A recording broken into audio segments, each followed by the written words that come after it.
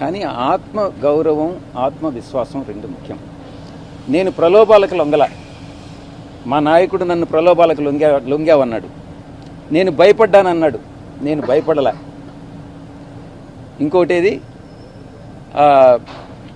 ప్రలోభం, భయం,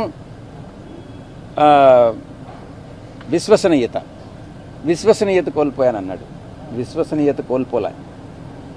ఆ మూడు యథాతిథిగా అప్పుడెట్టున్నాయో ఇప్పుడు అలాగే ఉన్నాయి. మా నాయకుల్లోనే మార్పు ఉంది.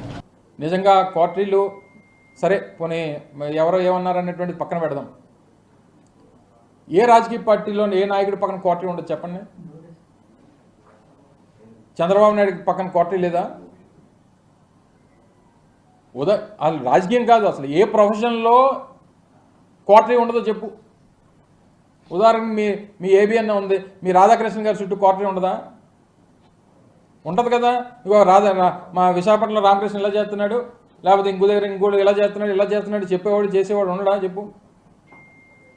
సో క్వార్టరీలు అనేటువంటివి ఈ ప్రజాస్వామ్యంలో ఈ వ్యవస్థలు అన్నింటిలోని ప్రతి స్థాయిలో ప్రతి వ్యవస్థలో ప్రతి దగ్గర ఉండేటువంటిది.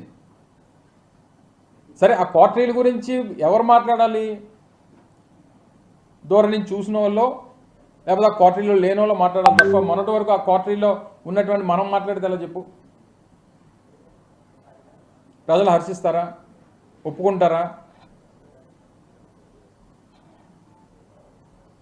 సో ఇవన్నీ కూడా ఆలోచించి మాట్లాడుంటే బాగుండేది. సరే ఇంకా పార్టీ నుంచి రాజీనామా చేసి వెళ్ళిపోయిన తర్వాత అంతకంట ఇదిగా మాట్లాడతారని అనుకోవడం మన అమాయకత్వం అంతే. ఎవరి మనసు విరిగింది?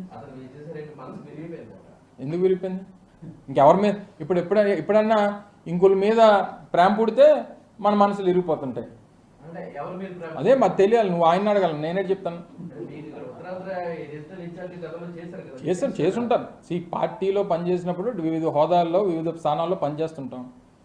ఇప్పుడు నీకు ఒకరి మీద మనసు ఇరిగిపోయిందని అంటే ఇంకొక మీద ప్రేమ పుడితేనే ఇక్కడ మనసు ఇరిగిపోతుంది.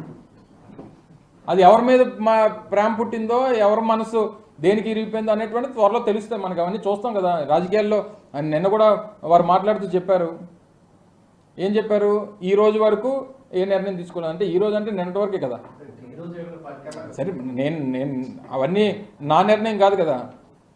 సో ఏదేమైనప్పటికీ మనసు విరిగిపోవడానికి లేకపోతే ఇంకోటి అయిపోవడానికి వైఎస్ఆర్ కాంగ్రెస్ పార్టీలో ఉన్నంతకాలం అత్యంత కీలకమైనటువంటి స్థానాల్లో వారు పనిచేశారు. సరే వారు మాట్లాడినప్పుడు ఢిల్లీలో మాట్లాడినప్పుడు నేను ఇంక రాజకీయం మాట్లాడదలుచుకోలేదు, వ్యవసాయం మాత్రమే చేస్తానని చెప్పారు. సరే అలాగే అనుకున్నాం.